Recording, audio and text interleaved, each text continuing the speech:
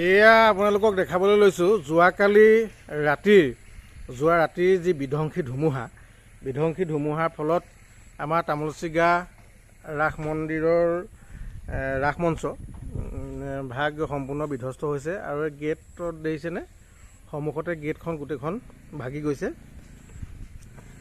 এজোপা আহঁত আছিলে, আমাৰ প্ৰকাণ্ডকায় আহঁত আছিলে, আহঁতজোপাৰ সম্পূৰ্ণ উঘালি খাই পৰিছে। আপোনালোকক দেখাইছোঁ এইবাৰ আহঁতজোপাৰ গুৰিটো বিশেষ মূল শিপাডাল নাছিলে, পচি গৈছিলে খুব সম্ভৱ। আটাইতকৈ ডাঙৰ কথাটো হৈছে কি, প্ৰকৃতিয়ে নিজৰ ভাৰসাম্যতা ৰক্ষা কৰি থাকে, কিন্তু মানুহে গোটেই বস্তুটো বিনষ্ট কৰে। ইয়াৰ এইফালৰ ৰাস্তাফালে থকা ডালকেইটা কাটি দিয়াৰ কাৰণে সেইপিনে ভৰটো বেছি হৈ গ'ল আৰু তাৰ পৰিপ্ৰেক্ষিততে সিফাললৈ গছজোপা হালি গ'ল। এতিয়া কথাটো হৈছে এনেকুৱা ধৰণৰ যে প্ৰকৃতিয়ে যিটো ভাৰসাম্যতা ৰক্ষা কৰি নিজকে পৰিচালনা কৰি থাকে, তাত মানুহৰ দ্বাৰাহে বিনষ্ট কৰা হয়। আৰু সম্পূৰ্ণ সুন্দৰকৈ বহি থকা আগতে আছিলে, কিন্তু এইফালৰ ডালকেইটা কাটি দিয়াৰ কাৰণে সেইপিনে ভৰটো হ'ল আৰু বতাহত ভাগি বৰ্তমান ৰাস মন্দিৰটো বাচিছে, অলপমান ভাগিছে যদিও বাচিছে মোটামুটি, কিন্তু ৰাস মন্দিৰৰ যি প্ৰৱেশদ্বাৰ আছিলে, যি তোৰণ আছিলে, গেটখন ভাগি গৈছে, গছজোপা সম্পূৰ্ণ পৰি।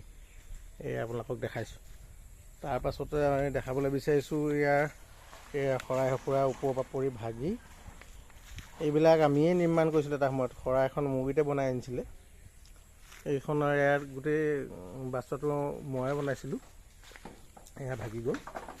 তাৰপাছতে এয়া নিশ্চয় দেখিছে মঞ্চৰ যিটো আমাৰ হেৰি আছিলে, আমাৰ গা ঘৰ আছিলে, সেইটোও ভাগি গ'ল। গোটেই ৰাস মন্দিৰৰ যিটো ৰাস মঞ্চ, এই আমাৰ ভগা অংশ আমি দেখাইছোঁ, ঘৰতে পৰিলে। গতিকে সন্মুখৰ ৰাসো আহি আছে, আপোনালোকক এই পৰিৱেশ আমি দেখাইছোঁ, কিদৰে প্ৰকাণ্ডকায় আহঁতজোপা আমাৰ শুকুৰবাৰে যে তামোলচিগা শ্বহীদ বজাৰৰ সমীপতে আমাৰ ৰাস মন্দিৰ আছিলে, তাতেই থকা এই আহঁতজোপা